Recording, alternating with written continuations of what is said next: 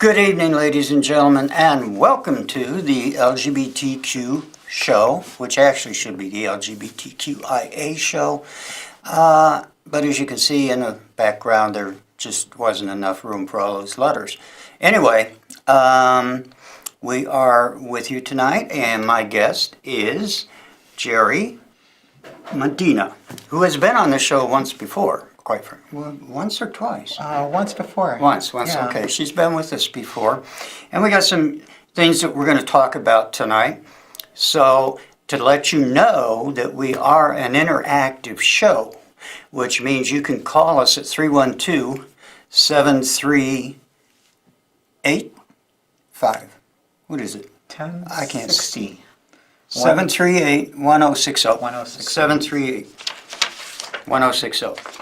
So you can call us at any time with any questions, comments if they're nice, and observations, questions, whatever, okay? And before we get started, I want to tell you that we are brought to you by the Civil Rights Agenda at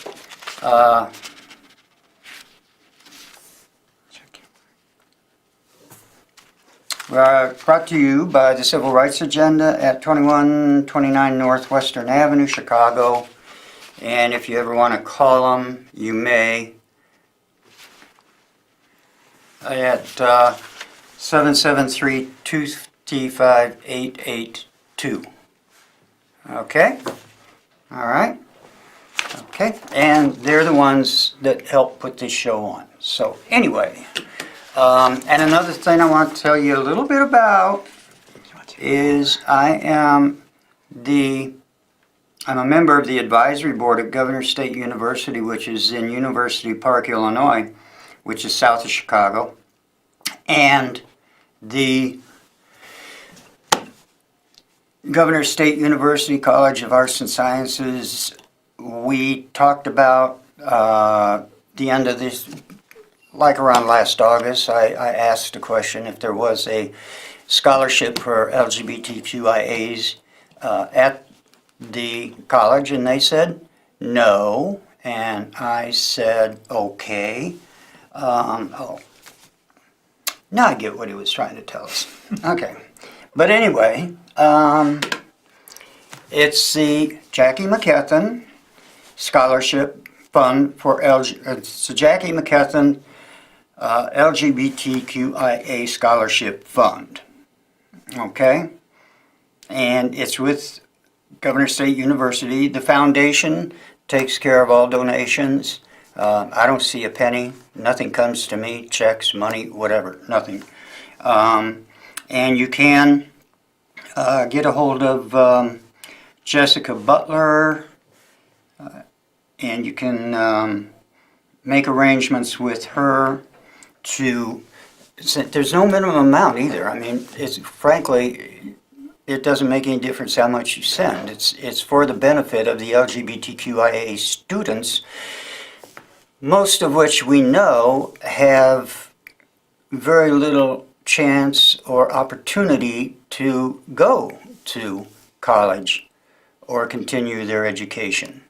Okay? So this is why I started this fund, was in order to help students that don't have a direct route to a college education.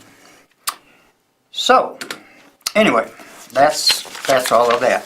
And again, let me remind you, you can call in with questions, so on and so forth. We are going to talk about a couple things tonight. One of the first things we're going to talk, Jerry and I talked about this. In the Dear Abby column of the Sun-Times, you know. Yeah, Dear Amy is in the Tribune. Okay, so Dear Abby. It says, Dear Abby, I'm a transgender male who has grown up in an area where many people discourage such things. They view what I am as a sin and me as a sinner. Satanic child, whatever. My parents are against anything different, including the LGBT community. I have already gone through top surgery, but they don't know about it. What they do know is that I am bisexual. How do I tell them that I am a male? And that is a very, very crucial situation for most transgenders, not knowing how to get their point across. Because the big question is always going to be, why? Why are you that way? She's got a segue here, quite frankly. I'm not sure I agree with Abby's comments, but she has a segue. If, in fact, she told her parents that she's bisexual, then, and they accept that, okay, then, quite frankly, they shouldn't have that much difficulty expanding it to the entire LGBTQ family, which means T is for the transgenders, okay? So she's got a segue. But it is a difficult thing to try and get across to people that not only don't know, but maybe have a little bit of a block about being willing to understand it. Right? Yes, exactly. Yeah. I think it's a very touchy area that, it's very difficult. I mean, we have a lot of people in society nowadays that understand it. We have also another society that doesn't understand it, and there's not a whole lot we can do except to try to educate the society as best we can. But yeah, coming out to families, yeah, that can be a very very big challenge. Right. One of the things I have often recommended, quite frankly, is if you, the person that is in this quandary, whether it be lesbian, gay, bisexual, transgender, intersex, so on and so forth, queer, if you're in this quandary and you don't know if you are already seeing a therapist, then invite your parents to come in and let the therapist do more of the explanation as to why. And if you don't have a therapist, you probably really should, because you have some questions about yourself as well. Okay, which is one of the reasons why you may not be able to explain to them why. Right. So it's not a bad idea first to have a therapist. Second of all, ask your parents if they would come in and explain it to you. I didn't know until I had a therapist explain it to me, that it's all neurological science, and so I know how it goes. Okay? But the best person to talk about it is the therapist, for both you, the person, and your family, parents, whoever. Okay? Yeah, therapist is very, very helpful. Absolutely. Yes. The point is, and it sounds like she's kind of in a dilemma, she doesn't know how to explain it. The therapist can, with some semblance of authority and understanding and knowing how it's going to affect the parents. Just a news item that we wanted to talk about. There was a family in Barrington, Illinois, who had a pride flag, the rainbow flag, in their front yard on a flagpole. And they noticed one night that it had been taken down, stolen, whatever. God knows what they may have done with it afterwards, but it was taken. And what was really, really cool about the whole story was that the neighborhood, which wasn't all that discriminating, decided to show their support. They went out and bought a bunch of the, 3x5, like 3 by 5. 3-inch by 5-inch Right. flags that you stick in the ground. Mm-hmm. And all of their neighbors went out and bought one and either stuck it in the ground in their yard or over their mailbox or You know, wherever they could stick it outside, that's where they put it, which was cool. That's wonderful. That's Yeah. wonderful. That's amazing. It shows the amount of support that's out there. More people supporting us than not. That's true. That's true. And I feel that very way. Sometimes you can't tell Yeah. because, like in Chicago, Yeah. okay, if you're walking down State Street at 5:05, 5:10, 5:15, when everybody's jamming the sidewalks, Yeah. people don't even look at other people, don't even respond to other people, so on and so forth. Everybody's in a rush to get home. Right. So their mind is elsewhere, so Yeah. you don't know what they're thinking or anything else, which is kind of good Yeah. in the standpoint that, Yeah. you know, at least they're not going to hassle you. Exactly. Okay? Yeah. So, I mean, I take public transportation every day to and from work, and at no time was I ever harassed or anybody making comments or anything like that. I think, yeah, people just go about their own way. right. Yeah. Yeah, I haven't really experienced any harsh discrimination. And I've been transforming since 2013. No, I'm sorry, since 2004. Yeah. So we're talking 14 years ago. And I've never yet really had anybody make, oh, I've heard some derogatory comments, but nobody ever in my face or anything like Right, that. yeah. You know. So I think there's more. And one thing we can do, frankly, is we can take advantage of situations to talk about what it's all about. I know when I first came back to my American Legion post, they said that I probably should find another one because they felt that I wouldn't be accepted. And I told the commander, I said, well, you know what? I says, I'm a paid up for life member. I'm coming back whether they like it or not. And if you give me about 5 or 10 minutes before the meeting, I will talk to them, me to them. And I did. And I just got up and I just told them, this is me, this is who I am. Exactly. I'm qualified to be in the American Legion because I was in 3 different branches of the service. I got 3 honorable discharges and I served in Vietnam.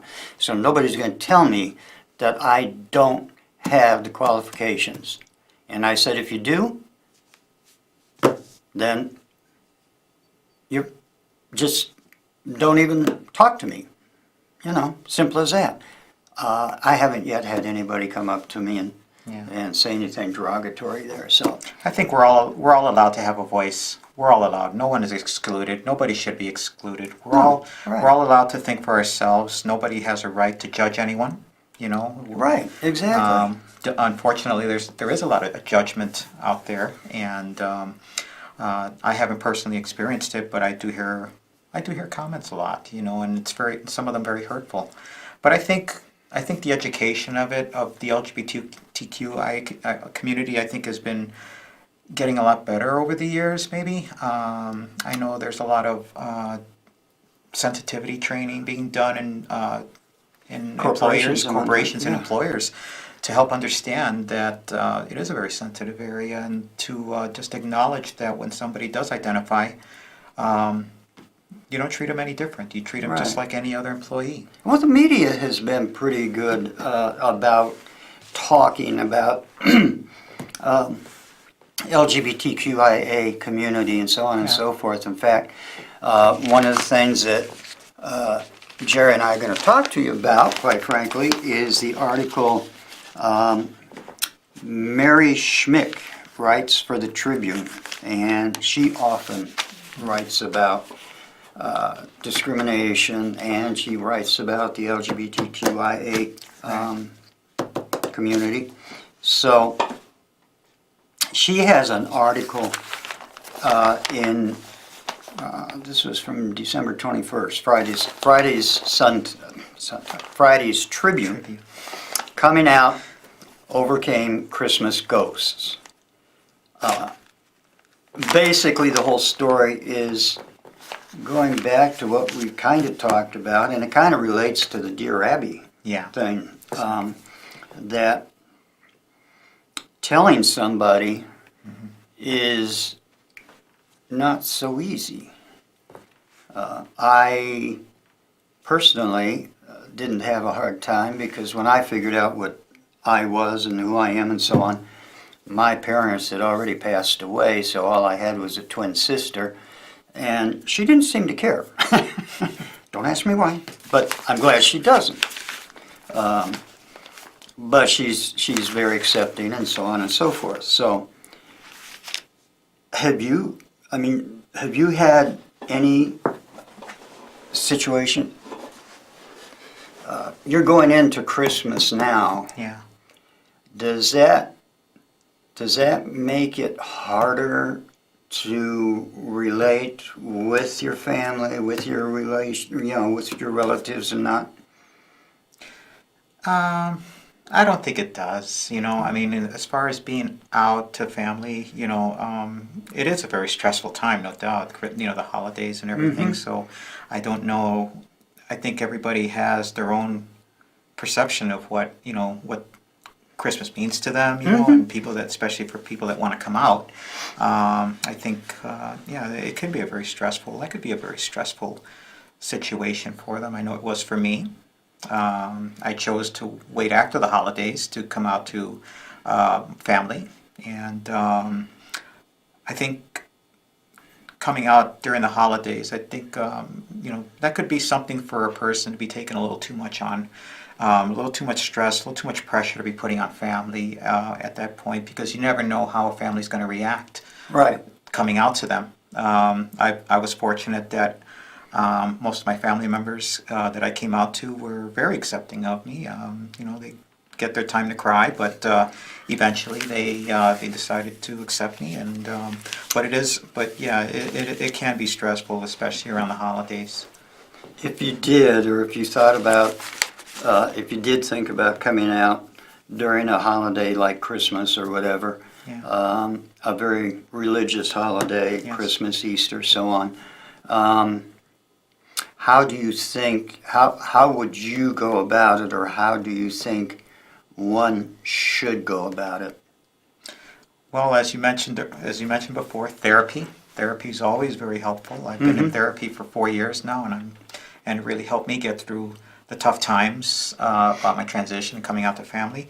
I think it's just it's very it can be a very difficult situation, but I think for the holidays, many people that might be very religious might not be understanding, or they may, but I don't think that coming out, especially at in a very holy holiday as Christmas, God loves all of us, no matter who we are, and I don't think it should be an issue, because we're all being accepted, and we should be accepted by all.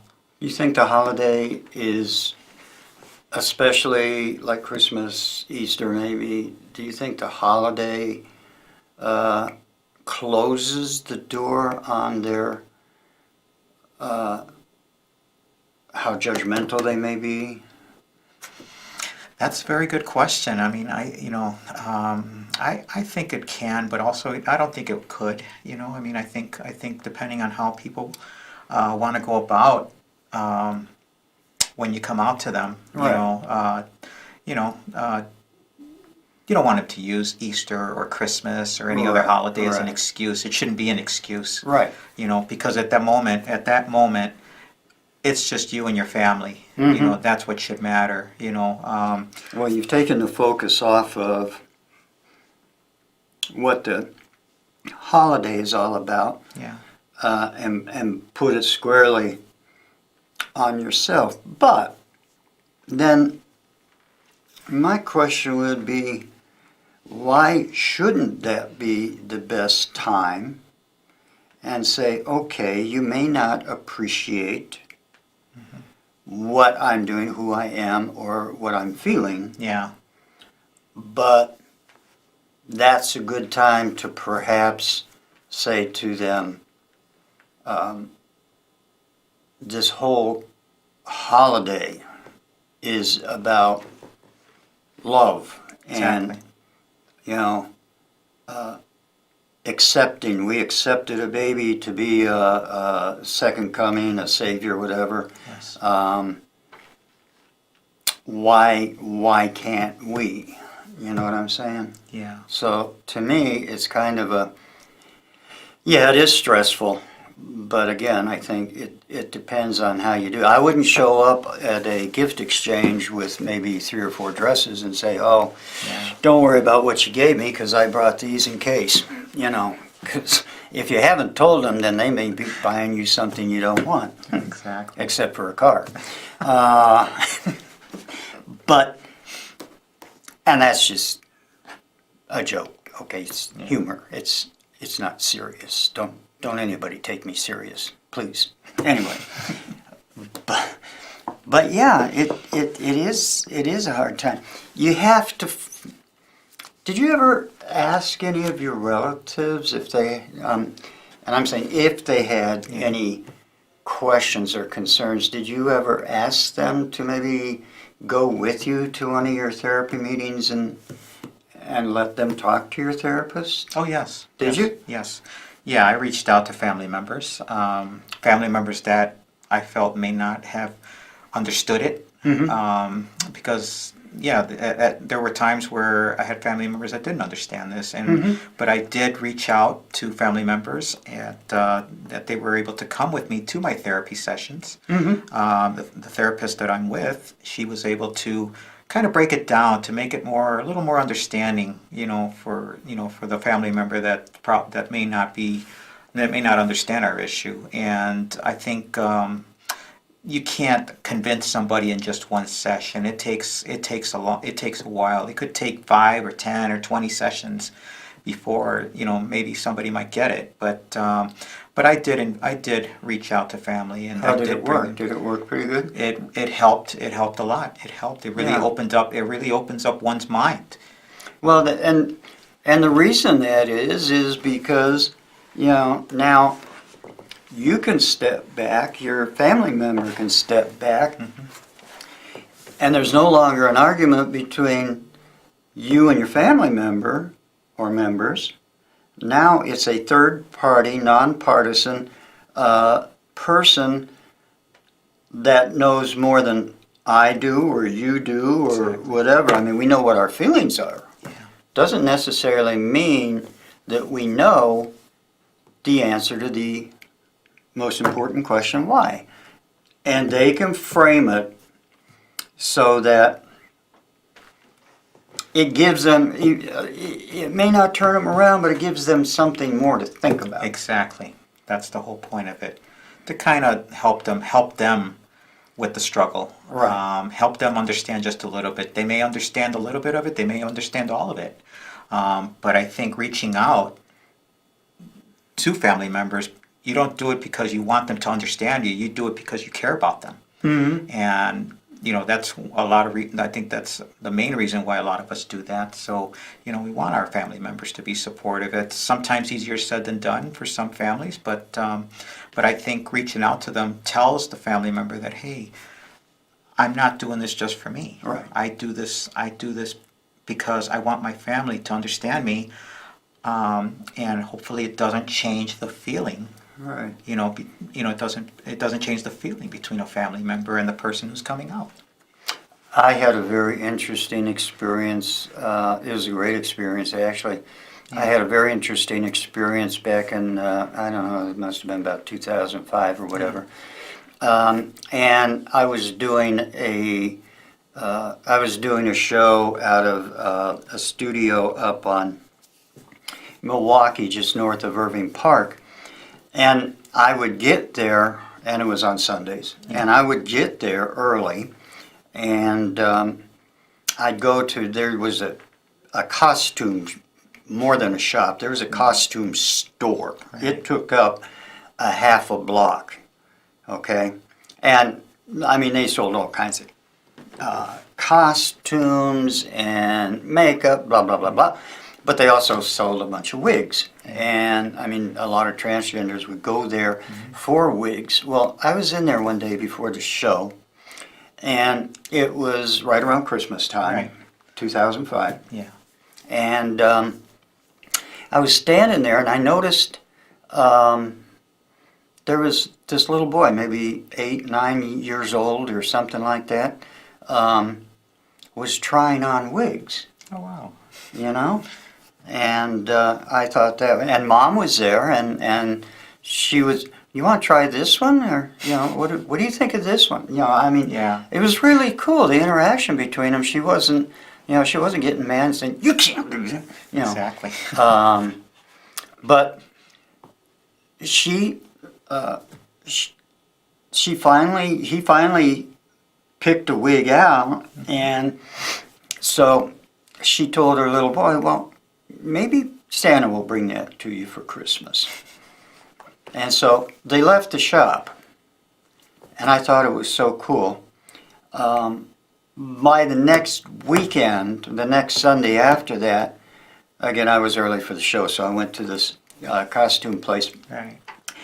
And one of the girls that was there when I was, that saw this whole thing, and I asked her, I said, you remember that story? She says, yes. And I said, well, do you happen to know what the conclusion was? And she says, oh yeah. She says, evidently, they took the little boy home, dropped him off with Dad, and she came back within 20 minutes and bought the wig. Wow. For him, for Christmas. That was so cool. Yeah. Anyway, well, we're running out of time, which is sad to say.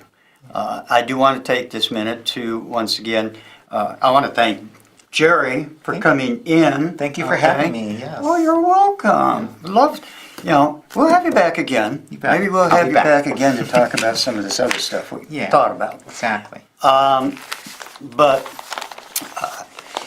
we hope you all have a very, very, very Merry Christmas and a Happy New Year, Happy Holidays, whatever. Just a quick reminder that if you are interested in helping get some LGBTQIA students